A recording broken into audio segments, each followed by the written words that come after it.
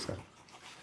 Sir, കഴിഞ്ഞ 48 മണിക്കൂറിനിടെ നമ്മുടെ കേരള സർക്കാരിനെ പിടിച്ചു കുലുക്കിയ ഒരു വലിയ ബോംബായിരുന്നു മന്ത്രി KB ഗണേഷ് കുമാറുമായി ബന്ധപ്പെട്ട ആ വിവാദം. അദ്ദേഹത്തിൻ്റെ ഭാര്യ പരസ്യ നിലപാടുമായിട്ട് രംഗത്ത് വരികയും ഗണേഷ് കുമാറിനെതിരെ വലിയ ആരോപണങ്ങൾ ഉന്നയിക്കുകയും ചെയ്തു. എന്നാൽ മല പോലെ വന്നത് എലി പോലെ പോയി എന്ന ചൊല്ലിനെ അന്വർത്ഥമാക്കി ഇപ്പോഴിതാ എല്ലാം കോംപ്ലിമെൻറ്റ്സ് ആയിരിക്കുകയാണ്. ഭാര്യ ബിന്ദു മേനോൻ പറയുന്നു തനിക്ക് ഗണേഷ് കുമാറിനെതിരെ പരാതിയില്ല, ഗണേഷ് കുമാർ ഭാര്യയോട് ക്ഷമാപണം നടത്തുന്നു, മാത്രമല്ല ഗണേശിനെ വിട്ടുപോകാൻ താൻ ഒരുക്കമല്ല, അത്രയേറെ ഇഷ്ടപ്പെടുന്നുണ്ട് എന്നാണ് ബിന്ദു മേനോൻ പറഞ്ഞത്.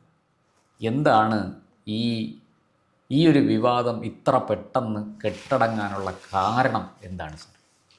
അതായത് ആസന്നമായ ഒരു തിരഞ്ഞെടുപ്പ്, അതും അതീവ ഗൗരവത്തോടെ എല്ലാ മുഖ്യധാര രാഷ്ട്രീയ പാർട്ടികളും കാണുന്ന ഒരു തിരഞ്ഞെടുപ്പ്.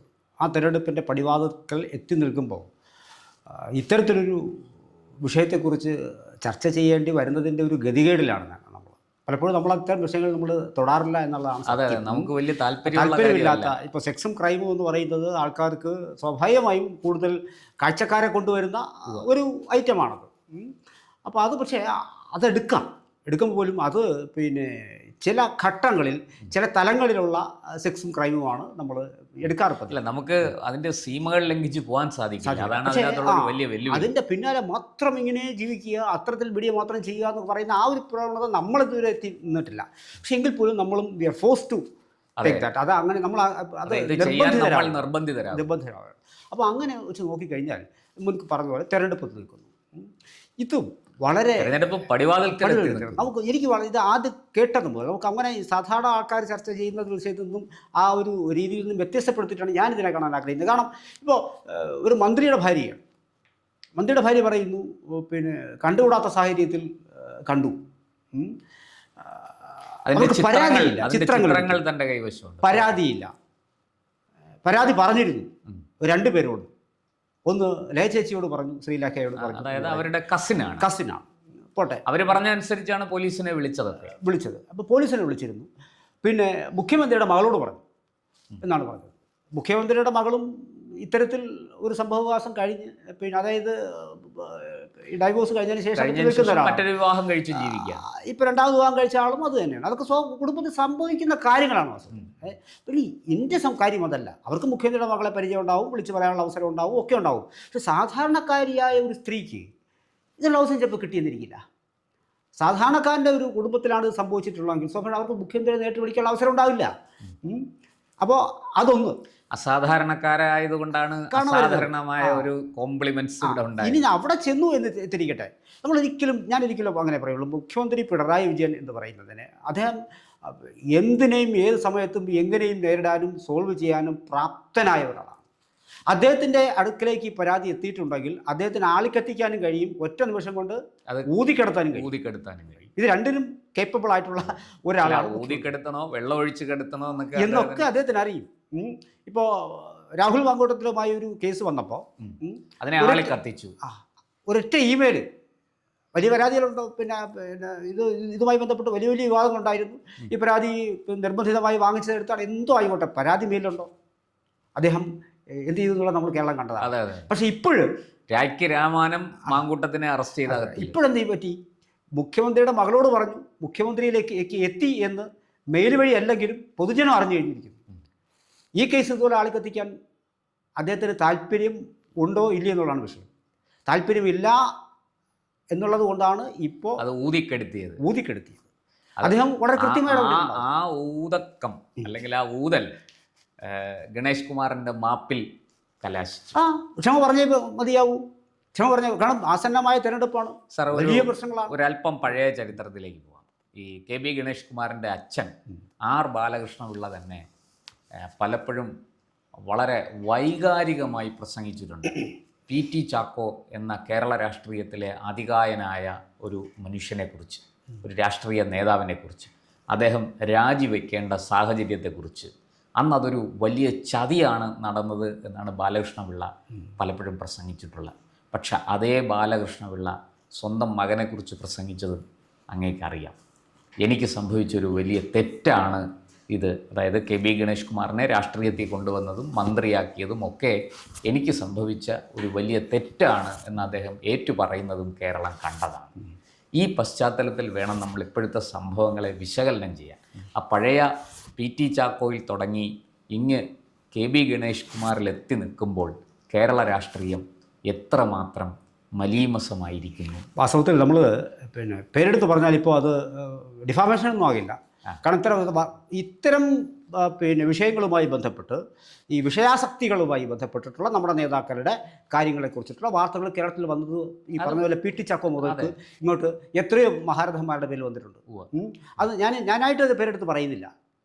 നമ്മൾ അത് ഓർക്കാതിരിക്കലാണ് നല്ലത്. ഇത് പബ്ലിക് ഡൊമൈനിലുള്ള വാർത്തകൾ വന്നിട്ടുള്ളതാണ്. വാർത്ത ഇപ്പോൾ നമ്മൾ നമ്മുടെ ഉമ്മൻചാണ്ടിയെ പോലും അദ്ദേഹത്തെ പോലും വെറുതെ വിട്ടില്ല.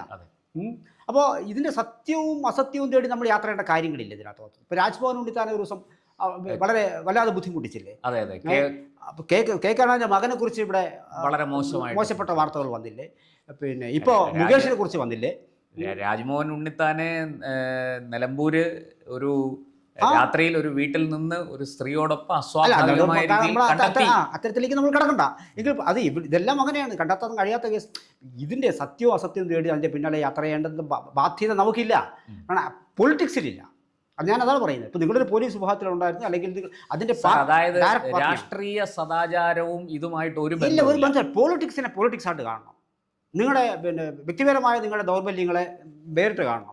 ഇപ്പോൾ ചില വിദേശ രാജ്യങ്ങളിലെങ്കിലും അപൂർവം ചില വിദേശ രാജ്യങ്ങളിലെങ്കിലും അവരുടെ നേതാവ് കറകളഞ്ഞാനായിരിക്കണം എന്ന ഒരു വാശിയുണ്ട്. ഇപ്പോൾ ഇവൻ അമേരിക്കൻസിന് പോലും ഉണ്ട് അത്തരം കാര്യങ്ങൾ. കാരണം ഇവൻ കള്ളം പറയുന്നത് നമുക്ക് പഴയ ഒരു കഥ അറിയാലോ, ബിൽ ക്ലിന്റന്റെയും അവിടെ സംഭവിച്ചത് എന്താണ്? അവിടെ സംഭവിച്ചത് ഇത്തരം കാര്യങ്ങളിലേക്കല്ല നാടും നാട്ടാരും നിയമം ഇറങ്ങി വന്നത്. അവ പാർലമെന്റിനോട് നിയമ സംവിധാനത്തോട് കള്ളം പറഞ്ഞു എന്നുള്ളതായിരുന്നു അവിടെ. അതാണ് വിഷയം. ആ എത്തിക്കൽ ഇഷ്യൂ ആണ്. അവർക്ക് ബിൽ ക്ലിന്റന്റെ മൊറാലിറ്റിയോ മോണിക്കയുടെ മൊറാലിറ്റിയോ അതല്ല വിഷയം. പാർലമെന്റിന്റെ മൊറാലിറ്റി ആയിരുന്നു. അതാണ് സംവിധാനം. ഇപ്പം നമുക്കിവിടെ തന്നെ രാമരാജ്യ കോൺസെപ്റ്റ്, രാമരാജ്യം എന്ന് പറഞ്ഞാൽ എല്ലാ ഭരണാധികാരികളും ശ്രീരാമനെ പോലെ ആയിരിക്കുമോ? ഒരു രാജ്യം ഇപ്പോൾ നമുക്ക് അങ്ങനെ പ്രതീക്ഷിക്കാനേ കഴിയില്ല. നിങ്ങൾക്ക് വിശ്വസിക്കാം. Rama is A concept. നിങ്ങൾ അങ്ങനെ എടുക്കൂ. പിന്നെ നമുക്ക് തെളിവില്ല. അല്ല, രാമരാജ്യം എന്ന ഒരു മഹത്തായ സങ്കല്പം ഇത് സങ്കല്പം. അവിടം ഭരിക്കുന്ന ഭരണാധികാരികൾ രാമനെ മാതൃകയാക്കണം എന്ന് പറയുന്നത് അതായത് ഒരാളിനെ ഊന്നിക്കൊണ്ട് ഒരു രാജ്യം എങ്ങനെ ഇരിക്കണം, രാജഭരണം എങ്ങനെ ഇരിക്കണം, ഒരു കുടുംബം എങ്ങനെ ഇരിക്കണം, നാട്ടാരുടെ പ്രതിപത്തി എങ്ങനെ ഇരിക്കണം, ഇങ്ങനെ 1000 കാര്യങ്ങളെക്കുറിച്ച് വളരെ വിശദമായി പ്രതിപാദിക്കുന്നത് പോലെ അങ്ങനെ നമ്മുടെ രാജ്യം അത്തരത്തിലാണ് ഈ രാമരാജ്യ കോൺസെപ്റ്റ് തന്നെ വരുന്നത്. അപ്പോൾ അങ്ങനെയൊന്നും ഒരിക്കലും ഒരു രാമരാജ്യ കോൺസെപ്റ്റ് സാർ ഇവിടെ നമുക്ക് ഇതിലേക്ക് വന്നാൽ എന്തുകൊണ്ട് KB ഗണേഷ് കുമാർ വിഷയം ഇപ്പോൾ എന്തുകൊണ്ട് കെട്ടടങ്ങിയെന്ന് വെച്ചാൽ ഞാൻ പറഞ്ഞല്ലോ, ഊതിക്കെടുത്താനും ആളിക്കത്തിക്കാനും കെൽപ്പുള്ള ഒരാളിരിക്കവേ ഇലക്ഷൻ്റെ പടിവാത്തിൽ എത്തി നിൽക്കവേ ഇത് മുന്നോട്ട് പോകാനുള്ള ബുദ്ധിമുട്ടറിയാം. ഗണേശനെ തള്ളിപ്പറയാൻ ഒരിക്കലും CM-ന് കഴിയില്ല. കാരണം ആകപ്പാടെ ഉള്ള ഒരു NSSമായിട്ടുള്ള പാലം ഇപ്പോൾ ഗണേഷ് കുമാറാണ്. അങ്ങനെ പെട്ടെന്നൊന്നും ഗണേഷ് കുമാറിനും അറിയാം പെട്ടെന്ന് തള്ളിക്കളയാൻ കഴിയില്ല. ഗണേഷ് കുമാറിനെ തള്ളിക്കളഞ്ഞാൽ ഗണേഷ് കുമാറിന് നല്ലൊരു നാക്കാണത്തത്തിനുള്ളത്. അദ്ദേഹം നല്ലൊരു ഭരണാധികാരിയാണ്, നല്ലൊരു മന്ത്രിയാണ്. ഗണേഷ് കുമാറിന്റെ നാക്കിന്റെ ചൂടും ചൂരും എന്താണെന്ന് നന്നായിട്ട് അറിയണമെങ്കിൽ ഇന്നലെ പറഞ്ഞെന്താ ചാണ്ടി ഉമ്മനോടൊന്ന് ചോദിച്ചാൽ മതി. അദ്ദേഹം ഇപ്പോൾ ഒരു ഫേസ്ബുക്ക് പോസ്റ്റ് ഇട്ടിട്ടുണ്ട്. ഈ ഗണേഷ് നമ്മൾ ന്യായീകരിക്കുകയല്ല. പക്ഷെ ഗണേഷ് ഇന്നലെയും പറഞ്ഞെന്താ, നിങ്ങൾ നാട്ടുകാരോട് ചോദിച്ചു നോക്കൂ, ഞാൻ പോയതിനു ശേഷം നിങ്ങൾ നാട്ടുകാരോട് ചോദിച്ചു നോക്കൂ, അവർ പരാതി ഈ വിഷയം നിങ്ങൾ മാറ്റി നിർത്തൂ. നിങ്ങൾ ബാക്കി ഈ നാടിനും നാട്ടുകാർക്കും ഗണേഷ് കുമാർ ആരെന്നറിയാം, എന്നെക്കുറിച്ച് അറിയാം, എൻ്റെ പ്രവൃത്തികളെക്കുറിച്ച് അറിയാം, അവർക്ക് ഗുണകരമായിട്ടുള്ള കാര്യങ്ങളാണോ ഞാൻ ചെയ്തതറിയാം. ഞാൻ പോലീസിൽ ചോദിച്ചു നോക്കൂ. ഇതൊരു അതായത് സാർ ഒരു സ്ത്രീയോടൊപ്പം കാറിൽ ഒരുമിച്ച് യാത്ര ചെയ്തു എന്ന ഒരു കുറ്റം ചുമത്തിയാണ് PT ചാക്കോയെ അധികാരത്തിൽ നിന്ന് പുറത്താക്കിയത്. ആ നാട്ടിലാണ് ഇന്ന് ഇത്രയേറെ വിവാദമായൊരു വിഷയം വന്നിട്ടും മന്ത്രി പറയുന്നത് എൻ്റെ വ്യക്തി ജീവിതത്തെ സ്പർശിക്കാൻ നിങ്ങൾക്കാർക്കും അധികാരമില്ല, അവകാശമില്ല എന്ന്. ഈ വ്യത്യാസം ഇത് വെറും കാലത്തിൻ്റെ മാത്രം വ്യത്യാസം. ഞാനതാ പറയുന്നത്, PT ചാക്കോയുടെ കാലമല്ല ഇത്. ഈ കാലം മാറിക്കഴിഞ്ഞിരിക്കുന്നു.